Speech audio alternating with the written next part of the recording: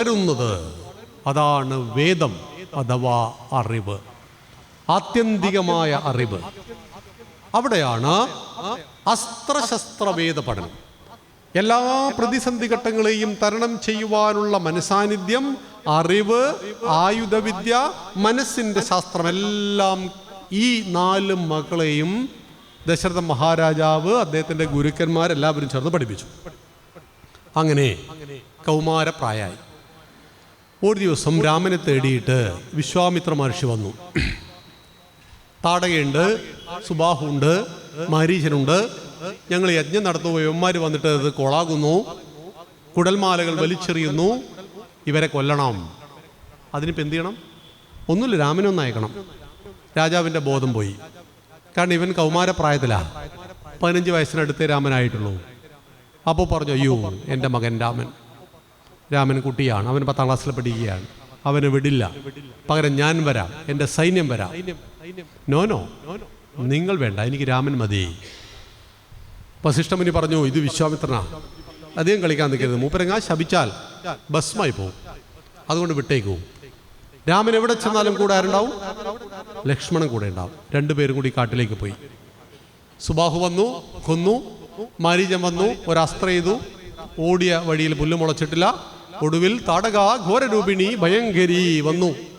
വന്മല ചിറകറ്റ് വീഴുന്നത് പോലെ അവളും രാമബാണമേറ്റ് ഭൂമിയിൽ പതിച്ചു, മരിച്ചു. യജ്ഞത്തെ, യാഗത്തെ രക്ഷിച്ചു. എന്താണ് യജ്ഞം, യാഗം? യജ്ഞം എന്ന വാക്കിൻ്റെ അർത്ഥം എന്താ? ഈശ്വരാർപ്പണമായ കർമ്മങ്ങൾ എന്നാണ്. ഇതം ന മമ, ഇതൊന്നും എൻ്റെതല്ല, ഈ കാണുന്ന ഒന്നും എൻ്റെതല്ല. ഈ ചിന്തയാണ് ഒരു യജ്ഞവേദിയിൽ നടക്കുന്നത്. അവിടെ അഗ്നിയിലേക്ക് ആവിസ് കോരി ഒഴിക്കുമ്പോൾ ഇതെൻ്റേതല്ല, ഇതെല്ലാം ഭഗവാന്റേതാണ്. ഞാൻ ഇടയ്ക്ക് കുറച്ച് സമയം ഒരു വാടക വീട്ടിൽ വന്ന് താമസിക്കുന്ന പോലെ ഈ ബ്രഹ്മാണ്ടത്തിൽ വന്ന് താമസിക്കുന്ന വെറും ഒരു മനുഷ്യൻ. ഒരു 100 കൊല്ലം ചുമ്മാ ഈ ഭൂമിയുടെ പഴക്കം എത്രയാ? കോടിക്കണക്കിന് വർഷങ്ങളുടെ പഴക്കമുണ്ട് ഈ ഭൂമിക്ക്. ഇനി എത്ര വർഷം ഈ ഭൂമി ഉണ്ടാവും? കോടാനുകൂടി വർഷങ്ങൾ ഉണ്ടാവും. എന്തായാലും ഭൂമി മരിക്കും. അപ്പം ഈ ഭൂമി കോടിക്കണക്കിന് വർഷങ്ങൾക്കും ഉണ്ടായി, ഇനിയും കോടിക്കണക്കിന് വർഷങ്ങൾ ജീവിക്കുന്ന ഈ ഭൂമിയിൽ വെറും ഒരു 100 വർഷത്തേക്ക് ജീവിക്കാൻ വന്ന ഒരു നിസ്സാരനാണ് ഞാൻ എന്ന് പറയുന്ന തിരിച്ചറിവാണ് യജ്ഞം. ആ യജ്ഞത്തെ തടസ്സപ്പെടുത്തും ആര്? രാക്ഷസന്മാർ. അപ്പം യജ്ഞത്തെ ആര് രക്ഷിക്കണം? രാജാവ് രക്ഷിക്കണം. ആരാണ് രാജാവ്? ക്ഷത്രിയൻ. വീരശൗര്യ പരാക്രമം മിതി ക്ഷത്രിയ ലക്ഷണം. വീര്യം, ശൗര്യം, പരാക്രമം, ഇതാണ് ക്ഷത്രിയൻ ലക്ഷണം. അപ്പോൾ ബ്രാഹ്മണോ സാത്വികസ്യ സത്വപ്രധാനസ്യ ബ്രാഹ്മണസ്യ ശമദമ ഇത്യാദീനി കർമാണി. ഇന്ദ്രിയങ്ങളെയും മനുഷ്യനെയും നിയന്ത്രിക്കുവാൻ കഴിവുള്ളവൻ, ക്ഷമാശീലവും ബുദ്ധിശക്തിയുമുള്ളവനാണ് ബ്രാഹ്മണൻ. ബ്രാഹ്മണനാണ് ഏറ്റവും നല്ല അധ്യാപകൻ. ഏറ്റവും നല്ല അധ്യാപകൻ ഒരു ബ്രാഹ്മണനായിരിക്കും. ഏറ്റവും നല്ലൊരു സയൻറ്റിസ്റ്റ് ബ്രാഹ്മണനായിരിക്കും. APJ അബ്ദുൽ കലാം ഏറ്റവും നല്ല ബ്രാഹ്മണന്മാരിൽ ഒരാളാണ്. അതുകൊണ്ട് ചാതുർവർണ്ണ്യം എന്ന് പറഞ്ഞ ആരും ബഹളം ഉണ്ടാക്കണ്ട. ചാതുർവർണ്ണ്യം മയാ സൃഷ്ടം, 4 വർണ്ണങ്ങൾ ഞാൻ ഉണ്ടാക്കി. ഗീതയിൽ ഭഗവാൻ പറയും. തൊട്ടടുത്ത വരിയിൽ ഭഗവാൻ പറഞ്ഞിട്ടുണ്ട്, ഇതിൻ്റെ ബേസ് എന്താ? ഗുണ കർമ്മ വിഭാഗശഃ. ഒരു വ്യക്തിയുടെ ഗുണത്തിൻ്റെയും അവൻ ചെയ്യുന്ന കർമ്മത്തിൻ്റെയും അടിസ്ഥാനത്തിൽ ഞാൻ 4 വർണ്ണങ്ങൾ ഉണ്ടാക്കി. ഒരച്ഛനും അമ്മയ്ക്കും 4 മക്കളുണ്ടായി. ഒന്നാമത്തവൻ ഈ പറയുന്ന സത്വഗുണപ്രധാനിയാണ്, ക്ഷമാശീലവും ബുദ്ധിശക്തിയുള്ളവനാണ്, എങ്കിൽ അവൻ ബ്രാഹ്മണൻ. രണ്ടാമത്തവൻ തേജസ്സും പരാക്രമവും ഉള്ളവനാണ്, അവൻ ധീരനാണ്, അവൻ നല്ല സൈനികനായിരിക്കും, നല്ല പട്ടാള ഓഫീസറും പോലീസ് ഓഫീസറും ആയിരിക്കും, ക്ഷത്രിയനാണ്. മൂന്നാമത്തവൻ കൃഷി, ഗോരക്ഷ, വാണിജ്യം, നല്ല കച്ചവടക്കാരൻ. ഏറ്റവും നന്നായിട്ട് കൃഷിയും ഗോരക്ഷയും വാണിജ്യവും ചെയ്യുവാൻ അറിയുന്നവൻ വൈശ്യനാണ്.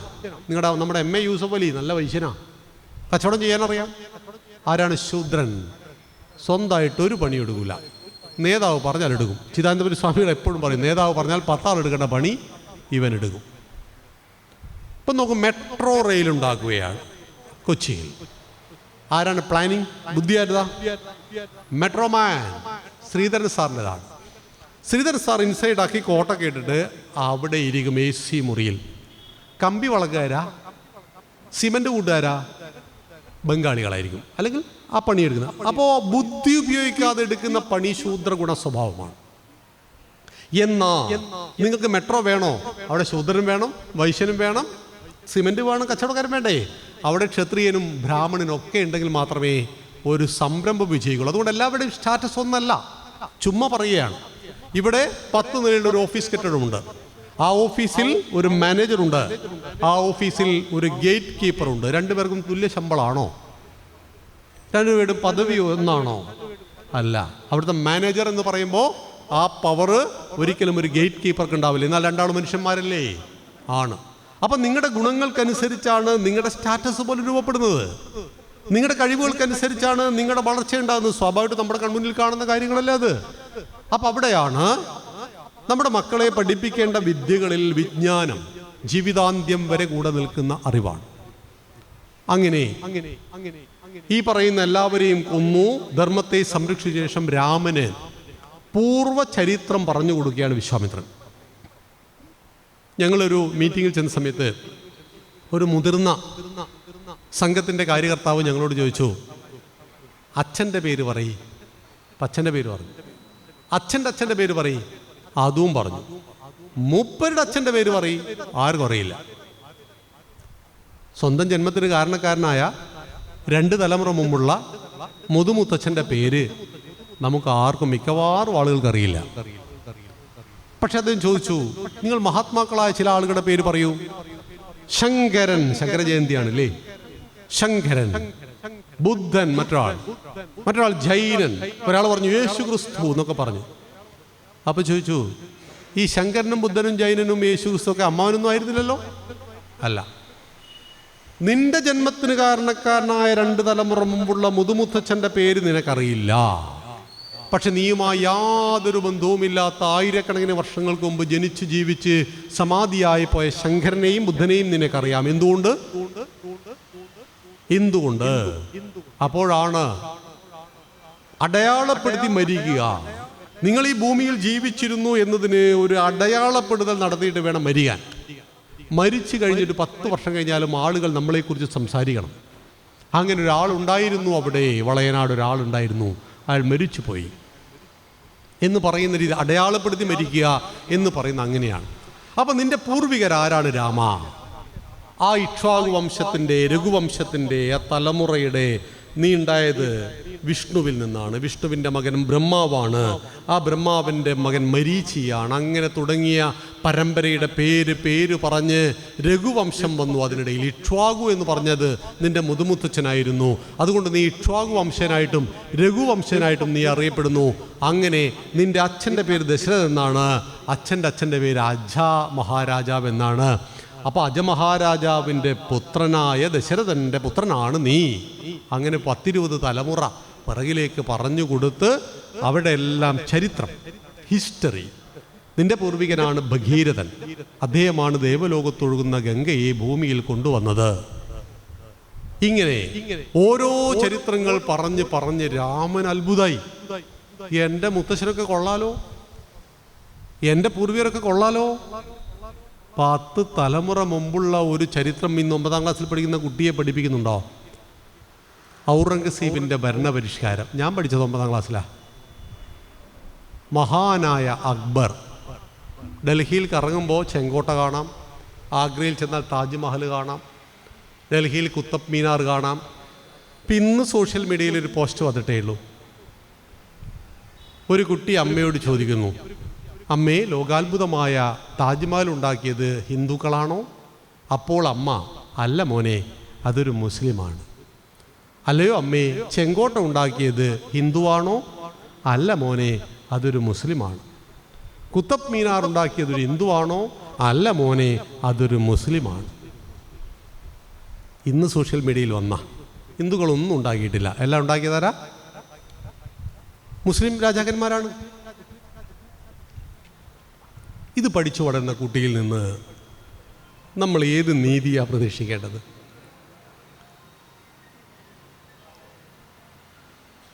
അവിടെയാണ് എന്താണ് ഇതിൻ്റെ എല്ലാം ഹിസ്റ്ററി. നമ്മൾ എത്ര വർഷം അറ്റാക്ക് ചെയ്യപ്പെട്ടു, ആരൊക്കെ നമ്മളെ അടിമകളാക്കി ഭരിച്ചു.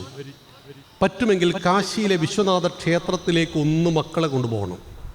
വിശ്വനാഥ ക്ഷേത്രത്തിൽ നന്ദികേശൻ നോക്കി നിൽക്കേണ്ടത് ശിവന്റെ മുഖത്തേക്കാണ്. പക്ഷെ നന്ദികേശൻ അവിടെയുണ്ട്. നന്ദികേശൻ നോക്കി നിൽക്കുന്ന സ്ഥലത്ത് പള്ളിയാണ്. ക്ഷേത്രം തകർത്ത് ശിവലിംഗത്തെ കിണറ്റിലെറിഞ്ഞു. അതിൻ്റെ പേരാണ് അവർ പറയുന്നത് ഞാൻ വാപ്പി പള്ളിയാണെന്ന്. ജ്ഞാനം വാപ്പി കിണർ, വിജ്ഞാനത്തിൻ്റെ കിണർ ഞങ്ങളുടെ പള്ളിയാണെന്ന് അവരവകാശപ്പെടുന്നു. പറ്റുമെങ്കിൽ മധുരയിലൊന്ന് പോകുമ്പോൾ ചെന്ന് കയറുമ്പോൾ തന്നെ ഭഗവാൻ ശ്രീകൃഷ്ണൻ ജനിച്ച കാരാഗ്രഹം കാണാം. പക്ഷെ അതിൻ്റെ ഒരു മതില് പള്ളിയാണ്. ദേവകിയുടെ കൊട്ടാരം പള്ളിയാക്കി മാറ്റി. കംസന്റെ കൊട്ടാരം അമ്പല. അയോധ്യ 496 കൊല്ലത്തെ ഫൈറ്റിംഗ്, 77 യുദ്ധം, 3 ലക്ഷത്തോളം ഹിന്ദുക്കളുടെ ബലിദാനം. രാമക്ഷേത്രം ഭവ്യമാണ്, മഹത്തരമാണ്, പോയി കാണണം. 2 കൊല്ലം കൊണ്ടേ പണി മൊത്തം പൂർത്തിയാവുള്ളൂ. ഒരു 2,000 ആളുകൾ എല്ലാ ദിവസവും പണിയെടുത്തുകൊണ്ടിരിക്കുക. രാം ലല്ല ലല്ല അരുമഭാവത്തിൽ പ്രതിഷ്ഠിച്ച രാമനെ കാണാം. 700 കൊല്ലക്കാലത്ത് ഈ അറ്റാക്ക് കൊണ്ട് നമ്മുടെ സംസ്കാരത്തിനും നമ്മുടെ ചരിത്രത്തിനും പാരമ്പര്യത്തിനും പറ്റിയ കേടുപാടുകളെ നമ്മുടെ മക്കൾ അറിയാതെ വളരുന്നതുകൊണ്ട് അവർ ധർമ്മത്തിൽ അഭിമാന ബോധമില്ലാത്തവരായിത്തീരുന്നു. 957 മുതൽ ഹിന്ദുക്കൾ പഠിച്ച വിദ്യാഭ്യാസത്തിൽ അമ്പലമെന്നത് ചുമരല്ലേ, വിഗ്രഹമെന്നത് കല്ലല്ലേ. ഒരമ്പലം പൊളിച്ചവിടെ കപ്പ വെച്ചാൽ അത്രയും അന്ധവിശ്വാസങ്ങൾ തീരും. അല്ലയോ ഹിന്ദു, നീ എന്തൊരു വേദങ്ങൾ പരതുന്നു, ചിതലുണ്ടോ എന്നറിയാനോ? എല്ലാ പരീക്ഷണവും ഹിന്ദുക്കളല്ല, ഗിനിപ്പന്നികളെ പോലെ ഹിന്ദുക്കളെ ഇവർ പരീക്ഷിച്ചു. പക്ഷെ മുസ്ലിമിനെ തൊടാൻ കഴിഞ്ഞില്ല, ക്രിസ്ത്യാനിയെ തൊടാൻ കഴിഞ്ഞില്ല. അവർ 4 വയസ്സ് മുതൽ അവരുടെ മതം പഠിച്ചുകൊണ്ട് രാവിലെ എഴുന്നേറ്റ് മതം പഠിച്ചുകൊണ്ട് ആ മതം മുന്നേറിയപ്പോൾ ഹിന്ദുക്കൾ പല ഇസങ്ങൾക്ക് പിന്നാലെ പോയി. നമ്മൾ പല രാഷ്ട്രീയത്തിൻ്റെ പേരിലാണ് ഇന്ന് വിഭജനം. അതുകൊണ്ട് ദേവസ്വം ബോർഡിൻ്റെ ക്ഷേത്രത്തിൽ ഞങ്ങളെയൊന്നും മിക്കവാറും പ്രഭാഷണത്തിന് വിളിക്കാറില്ല. കാരണം പറയുന്നത് ഇയാൾ ഹിന്ദു ഐക്യവേദിൻ്റെ ഒക്കെ ആളുകളാണ്, നമുക്കിത് രാജിവെക്കാൻ പറ്റുമോ? നമ്മൾ ക്ഷേത്രത്തിൽ പോയിട്ട് രാഷ്ട്രീയം പറയാറൊന്നുമില്ല. പക്ഷേ ക്ഷേത്രത്തിൽ ഹിന്ദു എന്ന് പറയുന്നവർക്ക് പോലും ഒരു അതാണ് ഗുരുവായൂർ ദേവസ്വം ബോർഡിൽ 60% ആളുകൾ ഗുരുവായൂരപ്പൻ ഇല്ല എന്ന് വിശ്വസിക്കുന്നവരാ. എന്താണെന്നറിയില്ല, ഗുരുവായൂരപ്പനേ ഇല്ല എന്ന് വിശ്വസിക്കും. അതൊക്കെ മാറി മറിഞ്ഞുകൊണ്ടിരിക്കുന്നു. ഞാൻ പറഞ്ഞു വന്നത്, രാമൻ തൻ്റെ പൂർവികരെ കുറിച്ച് പഠിച്ചു. അതിനുശേഷം രാമനോട് പറഞ്ഞു, അപ്പോൾ ഈ വർഷങ്ങൾ കഴിഞ്ഞു, രാമനോട് പറഞ്ഞു, രാമ വിവാഹപ്രായം, കല്യാണം കഴിക്കണം. ജനക മഹാരാജാവിൻ്റെ പുത്രി ജാനകി, വൈദേഹത്തിലെ രാജകുമാരി വൈദേഹി, അവളുടെ കല്യാണമാണ്. ജാതകം നോക്കേണ്ടതില്ല, പകരം ഒരു കാര്യം ചെയ്യണം, ശൈവചാപം എടുത്ത് കുലച്ച് പൊട്ടിക്കണം. സിമ്പിളാണ്. 10,000 ആനകൾ പിടിച്ചാലും പൊങ്ങാത്തൊരു വില്ല് അവിടെ വെച്ചിട്ടുണ്ട്. അത് പൊക്കി അത് വലിച്ച് പൊട്ടിക്കണം. എന്നാൽ എൻ്റെ മോളെ കല്യാണം കഴിച്ചു കൊടുക്കാം എന്നാണ് രാജാവ് പറഞ്ഞിരിക്കുന്നത്. ജനകൻ പലരും പരീക്ഷിച്ചു, നടന്നില്ല. ഒടുവിൽ രാമൻ അവിടെ എത്തി. അനായാസേന ഇടത് കൈകൊണ്ട് വില്ലുയർത്തി, വലത് കൈകൊണ്ട് ഞാണ് വലിച്ചു കെട്ടുമ്പോൾ വില്ല് 2ആയി ഒടിഞ്ഞു. ആ ശബ്ദം കേട്ട് സീതാദേവി പുറത്തു വരുന്നു. സീത, ഉഴവുചാലിൽ നിന്ന് ലഭിച്ചവൾ സീത. ആ സീതാദേവി രാമൻ്റെ കഴുത്തിൽ മാല ചാർത്തി. വിവാഹം നമ്മുടെ എല്ലാം ദൈനംദിന അല്ലെങ്കിൽ നമ്മുടെ എല്ലാം ജീവിതത്തിൽ ഒരിക്കൽ മാത്രം സംഭവിക്കുന്നു. അപൂർവമായിട്ട് 2 കല്യാണം കഴിക്കുന്നവരുണ്ടാവാം. പക്ഷേ ഒരിക്കൽ മാത്രം സംഭവിക്കുന്നു വിവാഹം. അഗ്നിസാക്ഷിയായി ആയിരക്കണക്കിന് അക്ഷികൾ, കണ്ണുകൾ, അതിനെ സാക്ഷിയാക്കി ഒരു പുരുഷൻ സ്ത്രീയുടെ കഴുത്തിൽ താലി ചാർത്തുന്നു. അച്ഛൻ കന്യാദാനം നിർവഹിക്കുന്നു. ഇതാണ് 2 ചടങ്ങ്. അതുകൊണ്ടാണ് മണ്ഡപത്തിലേക്ക് ഇറങ്ങി വരുന്ന പ്രതിശ്രുത വധു പുരുഷന്റെ വലത് ഭാഗത്ത് നിൽക്കണം. കാരണം അവൾ ഭാര്യയായിട്ടില്ല, അവൾ അന്യസ്ത്രീയാണ്, പരസ്ത്രീയാണ്. അതുകൊണ്ട് സേവ് ഡേയിൽ കെട്ടിപ്പിടിച്ച് മറിയുന്ന പരിപാടിയൊന്നും ഹിന്ദു സംസ്കാരത്തിലില്ല. സേവ് ദ ഡേ വിട്ടുകൊടുക്കുകയാണ് നമ്മൾ, ആയിട്ടില്ല. എന്താണ് ഉറപ്പ്? കഴുത്തിൽ താലിമാല വീഴുന്നത് വരെ പരപുരുഷനാണ്. അങ്ങനെ താലി ചാർത്തിയാൽ, അഗ്നിസാക്ഷിയാക്കി താലി ചാർത്തിയാൽ ഇടത് ഭാഗം ഏത് ഭാഗം? ഹൃദയപക്ഷാണ്. ഹൃദയം ഇവിടെ അല്ലേ? വാമഭാഗം. അതുകൊണ്ടാണ് ഭാര്യയ്ക്ക് ഹൃദയപക്ഷത്താണ് സ്ഥാനം ഹിന്ദുവിൽ. അപ്പൊ അവിടെയാണ് വിവാഹം. രാമന്റെ വിവാഹം കഴിഞ്ഞു.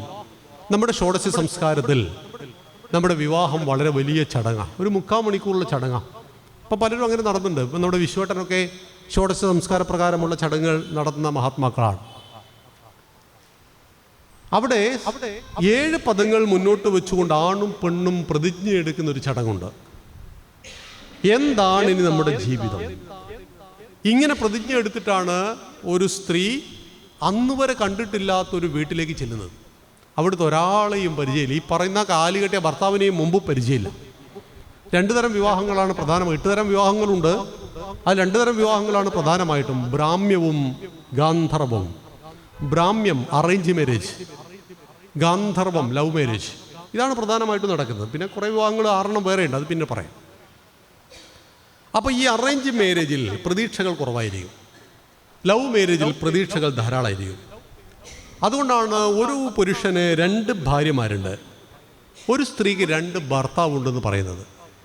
ഒന്നാമത്തേത് സങ്കല്പത്തിലെ ഭാര്യയാണ്, രണ്ടാമത്തേത് ജീവിതത്തിലെ ഭാര്യയാണ്. ഒന്നാമത്തേത് സങ്കല്പത്തിലെ ഭർത്താവാണ്, രണ്ടാമത്തേത് ജീവിതത്തിലെ ഭർത്താവാണ്. സങ്കല്പത്തിലെ ഭർത്താവ് ആഴ്ചയിൽ പട്ടുസാരി മേടിച്ചിരുന്നവനാണ്. സങ്കല്പത്തിലെ ഭർത്താവ് എല്ലാ ആഴ്ചയും നമ്മളെ സിനിമ കൊണ്ടുപോകുന്നവനാണ്. സങ്കല്പത്തിലെ ഭർത്താവ് വർഷത്തിലൊരിക്കൽ നമ്മളെ മലേഷ്യയിലും സിംഗപ്പൂരിലുമൊക്കെ കൊണ്ടുപോകുന്ന ആളാണ്. ജീവിതത്തിൽ ഇത് പറ്റിയെന്ന് വരില്ല. നേരെ തിരിച്ചും പുരുഷൻ ഇങ്ങനെയൊക്കെ ഉണ്ടാവും. സങ്കല്പത്തിലെ ഭാര്യ ഇങ്ങനെയൊക്കെയാണ്. സങ്കല്പത്തിലെ ഭാര്യയെ കൊന്നിട്ട് വേണം ജീവിതത്തിലെ ഭാര്യയെ സ്വീകരിക്കാൻ. സങ്കല്പത്തിലെ ഭർത്താവിനെ കൊന്നിട്ട് വേണം ജീവിതത്തിലെ ഭർത്താവിനെ സ്വീകരിക്കുവാൻ. അതിന് നമ്മൾ ഇന്നിപ്പോൾ നമ്മൾ വീട്ടിലൊക്കെ ഇതുമ്പോൾ ലേറ്റാവും. നാളെയൊക്കെ സമയമുണ്ടെങ്കിൽ മിഥുനം എന്നൊരു സിനിമയുണ്ട്, കണ്ടാൽ നല്ലതാണ്. നമ്മുടെ ലാലേട്ടനും ഉർവശിയും അവർ പ്രണയിക്കുന്ന സമയത്തും പിന്നെ ഇയാൾ ദാക്ഷായണി ബിസ്ക്കറ്റ് തുടങ്ങാൻ വേണ്ടിയുള്ള നെട്ടോട്ടത്തിനിടയിലുള്ള ആ ഉർവശിയുടെ വളരെ രസകരമായ ഒത്തിരി സന്ദേശങ്ങളെ നൽകുന്ന റിയൽ ലൈഫ് എന്താണെന്ന് അവസാനം ഉർവശിക്ക് ബോധ്യമാകുന്ന ആ മനോഹരമായൊരു ചിത്രമാണ്. ഉപേക്ഷിക്കാൻ വേണ്ടി 2 പേരും കൂടി പിന്നെ അവരുടെ ഓമ്നി വാനിൽ ഇങ്ങനെ പോവുകയാണ്. ഞാൻ നിൻ്റെ വീട്ടിൽ കൊണ്ടാ നിർത്തുന്നു, നമ്മൾ കഴിഞ്ഞു, നമ്മൾ വിവാഹം വേർപെടുത്താൻ പോവുകയാണ്. ആ പോകുന്ന വഴിക്കാണ് റിയാലിറ്റി എന്ന് പറയുന്ന ലൈഫിലെ റിയാലിറ്റി ഉർവശി ഏറ്റു പറയുകയാണ്. ശരിയാണ്, ഞാൻ പഴയ കത്തുകൾ കൊണ്ട് നടക്കുമായിരുന്നു. ആ കത്തിൽ കാമുകനായ സമയത്ത് എഴുതിയിരുന്നു കരളെ ലിവറെ എന്നൊക്കെ. ഇതൊക്കെ ഇടയ്ക്കിടയ്ക്ക് വായിക്കുമായിരുന്നു. അന്ന് നിങ്ങൾ എന്നോട് ഇങ്ങനെ പറഞ്ഞില്ലേ, അന്ന് നിങ്ങൾ എന്നോട് ഇങ്ങനെ പറഞ്ഞില്ലേ എന്നൊക്കെ പറയുമായിരുന്നു. പക്ഷേ എനിക്കിപ്പോൾ കാര്യങ്ങൾ മനസ്സിലായപ്പോൾ നമ്മുടെ ലാലേട്ടൻ്റെ കഥാപാത്രം വണ്ടി അവിടെ ചവിട്ടിയിട്ട് അങ്ങനെയാണെങ്കിൽ നമ്മളിപ്പോൾ എന്തിനാണ് പിരിയുന്നതെന്ന് ചോദിച്ചു.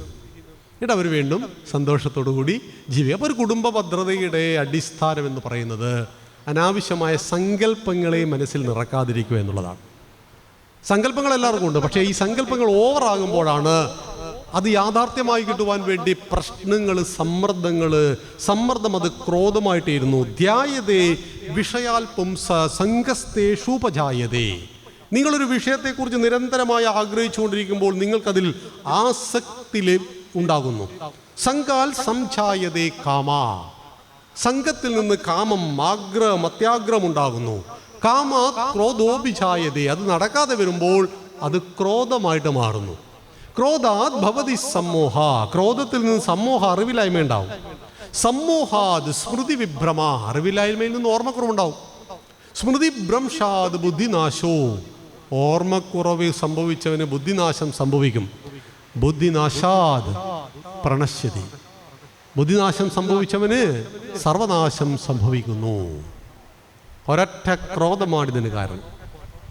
അതുകൊണ്ട് കുടുംബജീവിതത്തിൽ നമ്മുടെ കുടുംബത്തിൻ്റെ ഭദ്രതയ്ക്ക് നമ്മളെ പഠിപ്പിക്കുന്നത് ക്രോധത്തെ നിയന്ത്രിക്കുവാനും സങ്കല്പങ്ങളെ നിയന്ത്രിക്കുവാനുമാണ്. അനാവശ്യമായ സങ്കല്പങ്ങൾ, സമ്മർദ്ദങ്ങൾ ഉണ്ടാകാറുണ്ട്. എല്ലാവർക്കും സ്ട്രെസ്സുകൾ ഉണ്ടാകും. എനിക്ക് വലിയ മാനസിക സംഘർഷങ്ങളുണ്ട്. എന്താ കാരണം? കാരണം ചെറുതായിരിക്കും, പക്ഷെ അതിനെ നമ്മുടെ മനസ്സിന് പ്രത്യേകത ഇതങ്ങ് വലുതാക്കും, വൻമരമാക്കി കളയും. കുട്ടിയെ കാണാതായാൽ അമ്മ ആദ്യം നോക്കിയ കിണറ്റിലായിരിക്കും. നിങ്ങളല്ല കേട്ടോ, ഇവിടെ വരാത്ത കുറേ അമ്മമാർ. കാരണം സങ്കല്പങ്ങൾ അങ്ങനെയാണ്. കുട്ടിയെ കാണാതായാൽ ആദ്യം കിണറ്റിലാണ് നോക്കുക. നമ്മുടെ മനസ്സ് പെട്ടെന്ന് അങ്ങനെ ആയിത്തീരും. അപ്പം മനസ്സ് സങ്കല്പങ്ങളും വികല്പങ്ങളും ചേർന്നാണ് അതിട്ടങ്ങ് വളർത്തും. അവിടെയാണ് പഠനങ്ങൾ. ഇങ്ങനെ മുമ്പ് ജീവിച്ച രാമൻ്റെ ജീവിതത്തിലൂടെയുള്ള യാത്രയാണ് രാമായണം, രാമൻ്റെ അയനം. അച്ഛൻ്റെ വാക്ക് പാലിക്കാൻ വേണ്ടി രാമൻ 14 കൊല്ലം കാട്ടിലേക്ക് പോയി. അതുകൊണ്ടാണ് മക്കളെ നമ്മൾ വിളിക്കുന്നത് സണ്ണെന്നോ ഡോട്ടർ എന്നോ അല്ല, മകനെന്നും മകളെന്നുമല്ല. പുത്രൻ ഓർ പുത്രി. പുത്രൻ അല്ലെങ്കിൽ പുത്രിയുടെ ഈ അർത്ഥം എന്താ? പും നാമ നരകത്തിൽ നിന്ന്, പും എന്നാൽ നരകം, ആ നരകത്തിൽ നിന്ന് പിതാവിനെ ത്രാണനം ചെയ്യിക്കുന്നവനാരോ അവൻ പുത്രനോർ പുത്രി. ചുരുക്കി പറഞ്ഞാൽ മാതാപിതാക്കളെ നരകത്തിൽ പതിക്കാതെ നോക്കുന്നവരാണ് മക്കൾ. അച്ഛനും അമ്മയും മക്കൾ കാരണം നരകത്തിൽ പതിക്കരുത്. പുംനാമ നരകത്തിൽ നിന്നും പിതാവിനെ ത്രാണനം ചെയ്യിക്കുന്നവൻ. അച്ഛനൊരു വാക്ക് കൊടുത്തു പോയി. അച്ഛൻ്റെ വാക്ക് അത് അച്ഛൻ്റെത്, എന്നോടാണോ എന്ന് രാമൻ പറഞ്ഞില്ല. അച്ഛൻ്റെ അഭിമാനം എൻ്റെ അഭിമാനമാണ്. അച്ഛൻ്റെ വാക്ക് എൻ്റെ വാക്കാണ്. രാമനെ കെട്ടിപ്പിടിച്ച് കരഞ്ഞുകൊണ്ട് ദശരഥൻ പറയുന്നുണ്ട്, രാമാ നീ എന്നെ ധിക്കരിക്കൂ രാമ, നീ എന്നോട് യുദ്ധം ചെയ്ത് തോൽപ്പിച്ചുകൊണ്ട് ഈ സിംഹാസനം പിടിച്ചടക്കൂ രാമ എന്ന് പറഞ്ഞപ്പോൾ അച്ഛാ അച്ഛൻ്റെ വാക്ക് പാലിക്കാൻ 14,000 വർഷം കാട്ടിൽ പോകുവാനും തയ്യാറായി നിൽക്കുന്ന ഈ രാമനുള്ളപ്പോൾ അച്ഛൻ കരയുകയോ? പിന്നീട് രാമൻ കാട്ടിലേക്ക് പോകുന്നു. കൂടെ സീത പോകുമ്പോൾ രാമൻ പറയുന്ന ഒരു ഡയലോഗുണ്ട്. സീതേ, കായ്കനികളാണ് ഇനി മുതൽ ഭക്ഷിക്കുന്നത്, കാട്ടാറിലെ വെള്ളമാണ് കുടിക്കുന്നത്, വന്യമൃഗങ്ങളും ഘോരമൃഗങ്ങളുമാണ് കാട്ടിൽ.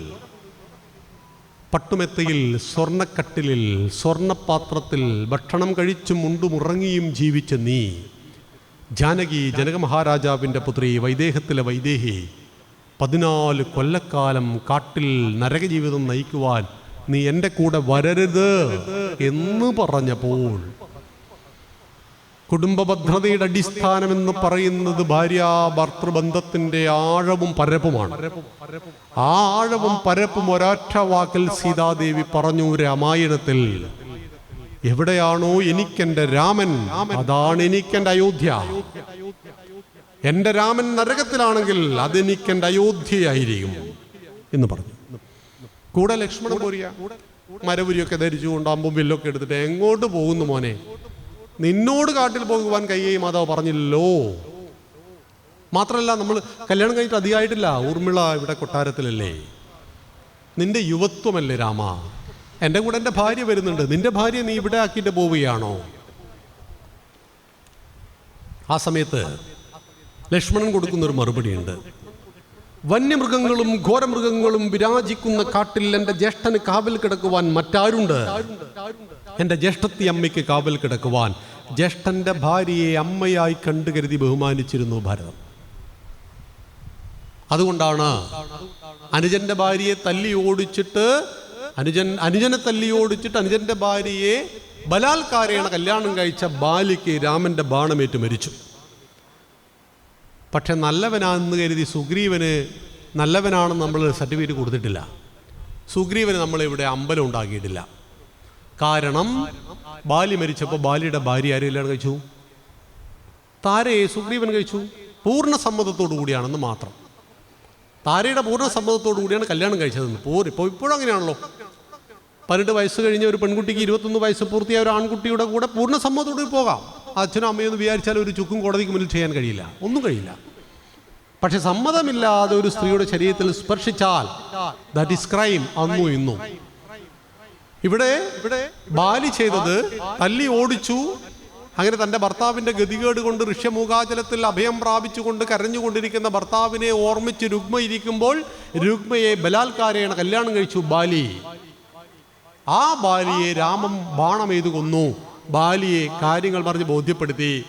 അപ്പോൾ ഈ ബാലിയുടെ കഴുത്തിൽ ഒരു വിശിഷ്ട മാലയുണ്ടായിരുന്നു. ഈ മാല സുഗ്രീവനെ അടുത്തേക്ക് വിളിച്ചിട്ട് സുഗ്രീവൻ്റെ കഴുത്തിലായിട്ട്, അല്ലാതെ അങ്കദൻ്റെ കഴുത്തിലല്ല. ബാലിയുടെ മോനാണ് അങ്കദൻ, അങ്കദൻ്റെ കഴുത്തിലല്ല. എന്നിട്ട് പറയുന്നുണ്ട്, സുഗ്രീവ, ഇനി മുതൽ രാജാവ് നീയാണ്. അങ്കദനെ അടുത്തേക്ക് വിളിച്ച് പറയുന്നു, ഇളയച്ചനനുസരിച്ച് ജീവിച്ചു കൊള്ളണം. ബാലിക്കും സംശയമില്ല, രാമനും സംശയമില്ല, സുഗ്രീവനും സംശയമില്ല. സംശയം സുനിൽപ്പിയിലിടത്തിനാ. രാമായണം നമ്മളെ പഠിപ്പിക്കുന്ന ഒത്തിരി പാഠങ്ങൾ. ലക്ഷ്മണൻ കൂടെ പോകുന്നു, ഭരതൻ ഇതറിയുന്നില്ല. ഒരു മഹാസാമ്രാജ്യം കൈവെള്ളയിൽ വന്നിരിക്കുകയാണ്. കോസല സാമ്രാജ്യം. ഒരു ഒരു ഒരു രൂപയുടെ ചിലവ്, ഒരു വാക്കിന്റെ ചിലവ് ഭരതനില്ല. എല്ലാം അമ്മയുടെ സൂത്രപ്പണി കൊണ്ട് മന്ധരയും അമ്മയും കൂടി സംഘടിപ്പിച്ചെന്നാണ്. പക്ഷെ ഒരൊറ്റ ദിവസം ആ സിംഹാസനത്തിൽ ഭരതൻ ഇരുന്നിട്ടില്ല. അർഹമല്ലാത്തത് കയ്യിൽ വന്നാൽ ആപത്താണ്. അർഹമല്ലാത്തത് കയ്യിൽ വന്നാൽ എന്നും സമ്മർദ്ദത്തിലും ടെൻഷനിലും ജീവിക്കേണ്ടി വരും. അർഹമല്ലാത്ത നികുതി അടക്കാത്ത ഒരു ഉറുപ്പ്യ കയ്യിലുണ്ടെങ്കിൽ എപ്പോഴും ഭയമായിരിക്കും, എപ്പോഴും പേടിയായിരിക്കും. അർഹമല്ലാത്തതാണ് കയ്യിൽ വന്നതെന്നും മനസ്സിലാക്കിയ ഭരതൻ ജ്യേഷ്ഠൻ്റെ പാദുകങ്ങളെ 14 കൊല്ലം സിംഹാസനത്തിൽ വെച്ച് രാജ്യം ഭരിച്ചു. നന്ദിഗ്രാമിൽ പുൽപ്പായിൽ കിടന്നുകൊണ്ട്. കുടുംബ ബന്ധങ്ങളിൽ സഹോദരങ്ങൾക്കിടയിൽ കലഹങ്ങളുണ്ടെങ്കിൽ രാമായണം പഠിപ്പിച്ചാൽ മാത്രം മതി, മറ്റൊന്നും പഠിപ്പിക്കണ്ട. ജ്യേഷ്ഠനും ജ്യേഷ്ഠത്തിയമ്മയ്ക്കും കാവൽ കിടക്കുവാൻ വേണ്ടി കാട്ടിൽ പോകുന്ന ലക്ഷ്മണൻ ഒരു മഹാസാമ്രാജ്യം കൈവെള്ളയിൽ വന്നിട്ടും ഒരൊറ്റ ദിവസം പോലും ആ സിംഹാസനത്തിൽ ഇരിക്കാതെ ജ്യേഷ്ഠന്റെ ചെരുപ്പിനെ, പാദുകങ്ങളെ സിംഹാസനത്തിൽ രാജ്യം ഭരിക്കുന്ന ഭരതൻ എവിടെ കാണാൻ കഴിയും ഇങ്ങനെ ഒരു ഫാമിലിയെ? സഹോദരങ്ങൾ, ഒരമ്മയുടെ വയറ്റിൽ ജനിച്ച, ഉദരത്തിൽ ജനിച്ചവരെയാണ് സഹോദരങ്ങൾ എന്ന് പറയാം. ഇവര് ഒരച്ഛന് 3 അമ്മയിൽ ജനിച്ച മക്കളാണ്, ഒരു ഉദരത്തിലല്ല. കൗസല്യയുടെ വയറ്റിലാണ് ആര് ജനിച്ചത്? രാമൻ. കൈകൈക്കാണ് ഭരതൻ, സുമിത്രക്കാണ് ലക്ഷ്മണനും ശത്രുഘ്നും. എന്നിട്ടും അവർ കാണിച്ച ഡീപ്പായ സഹോദര ബന്ധം ലോകത്തിലെ ഒരു ഗ്രന്ഥത്തിലും നിങ്ങൾക്ക് ഈ സഹോദര ബന്ധത്തിൻ്റെ ഈ ആഴം പരപ്പിനെ കാണാൻ കഴിയില്ല. അതുകൊണ്ടാണ് രാമായണം പാഠ്യവിഷയമാക്കണം. നിത്യേന നിയമേന വീടുകളിൽ മറ്റൊന്നും പഠിച്ചില്ലെങ്കിലും രാമായണം പഠിക്കണമെന്ന് പറയുന്നത്. കുടുംബ ഭദ്രതയ്ക്ക്, കുടുംബത്തിൻ്റെ യോജിപ്പിന്, കുടുംബത്തിൻ്റെ ആഴത്തിലുള്ള സ്നേഹത്തിന്, കുടുംബത്തിലുണ്ടാകുന്ന അന്തഃഛിദ്രങ്ങൾക്ക് എല്ലാത്തിനും പരിഹാരം രാമായണമാണ്. കാരണം രാമൻ എങ്ങനെയാണോ പുത്രന്റെ ധർമ്മം, സഹോദരന്റെ ധർമ്മം, ഭർത്താവിൻ്റെ ധർമ്മം, രാജാവിൻ്റെ ധർമ്മം, രാജ്യത്തിന് വേണ്ടി എന്തുപേക്ഷിക്കണം, മറ്റൊന്നിനു വേണ്ടിയും രാജ്യത്തെ ഉപേക്ഷിക്കരുത്. ഒരു രാജാവ് രാജ്യത്തിന് വേണ്ടി എന്തിനേയും, ഭാര്യയെ, മക്കളെ, സ്വന്തം ജീവൻ പോലും ഉപേക്ഷിക്കണം. പക്ഷേ രാജാവ് മറ്റൊന്നിനു വേണ്ടിയും രാഷ്ട്രത്തെ ഉപേക്ഷിക്കരുത്. അതുകൊണ്ടാണ് തൻ്റെ ഭാര്യ എത്രമാത്രം പവിത്രയാണെന്ന് കൃത്യമായിട്ട് അറിയാം രാമന്. പക്ഷെ അഗ്നി പരീക്ഷണം നടന്നത് ലങ്കയിലാണ്. അയോധ്യാവാസികൾ അത് കണ്ടിട്ടില്ല, പ്രൂഫില്ല, അവിടെ കയ്യിൽ തെളിവില്ല. അതുകൊണ്ടാണ് ഒരു അലക്കുകാരൻ്റെ വാക്കിന് പോലും മാനം കൽപ്പിച്ചു രാജാവ്. ഏറ്റവും നികൃഷ്ടനായ ഒരു പ്രജയുടെ അഭിപ്രായത്തിന് പോലും വില കൽപ്പിക്കുന്നവനൊരു രാജാവ്. രാമൻ പഠിപ്പിക്കുന്നു നമ്മെ ഇങ്ങനെ. നമ്മുടെ കുടുംബ ഭദ്രതയ്ക്ക് രാമായണം, പ്രതിസന്ധികളിൽ തളർന്നു പോകാതിരിക്കുവാൻ വേണ്ടി ഭഗവത്ഗീത. തളർന്നുപോയി ഒരു സൈനികൻ, ആയുധം താഴെ വെച്ചു, ഞാൻ യുദ്ധത്തിനില്ല, ഞാൻ ഇനി സന്യസിക്കാൻ പോവുകയാണെന്ന് പറഞ്ഞപ്പോൾ കുതസ്ത്വാ കശ്മലമിതം വിഷമേ സമുപസ്ഥിതം അനാരജുഷ്ടമസ്വർഗ്യം അകീർത്തികരം. അർജുന, എവിടുന്ന് കിട്ടിയടോ നിനക്ക് ഈ സ്വഭാവം? 42 ലക്ഷം ആളുകൾ പൊരിവയിലെത്തി യുദ്ധത്തിനായി വന്നപ്പോൾ യുദ്ധത്തിന്റെ കമാൻഡർ ഇൻ ചീഫ് അഹിംസ പറയുന്നു. ക്ലൈബ്യം മസ്മഘമ പാർത്ഥ നൈതത്തയ്യുപപദ്ധ്യതേ ക്ഷുദ്രം ഹൃദയ ദൗർബല്യം തെക്തോത്തിഷ്ഠ പരം തപ. ക്ഷുദ്രമാണ് ഹൃദയത്തിന്റെ ദൗർബല്യങ്ങൾ, തകർത്ത് കളയും. അതുകൊണ്ട് എൻ്റെ പാർത്ഥ, പൃഥ്വിയുടെ പുത്ര, കുന്തിയുടെ പുത്ര, അമ്മയെ വിചാരിച്ചെങ്കിലും നന്നാവണോ എന്ന് പറയുന്നു ഭഗവാൻ. ക്ലൈബ്യം, ആണിനും പെണ്ണിനും ചേരാത്ത ഭാവത്തെ പ്രാപിക്കല്ലേ കുന്തിയുടെ പുത്ര. ഉത്തിഷ്ഠ, എഴുന്നേൽക്കൂ, പരം തപ, പേര് കേട്ടാൽ ആളുകൾ വിറക്കും. നിന്റെ പേര് കേട്ടാൽ ശത്രുക്കൾ വിറക്കും. ശത്രുവിനെ തപിപ്പിക്കുന്നവൻ പരന്തപൻ. ഞങ്ങളൊക്കെ ചെറുപ്പത്തിൽ കൂട്ടുകുടുംബമായിരുന്നു. പായില് മൂത്രമൊഴിച്ചാലേ മുത്തശ്ശി പറയും അർജുനൻ്റെ 10 പര്യായം പറഞ്ഞു കിടന്നു എന്ന് പറയും. അർജുനൻ, ഫൽഗുനൻ, പാർത്ഥൻ, കിരീടി, ശ്വേതവാഹനം ഇങ്ങനെ പറയില്ലേ നമ്മൾ. ലോകം ഭയം മാറ്റാൻ ആരുടെ പേരാണോ പറയുന്നത് അയാൾ ഭയപ്പെട്ടോടുകയാണ്.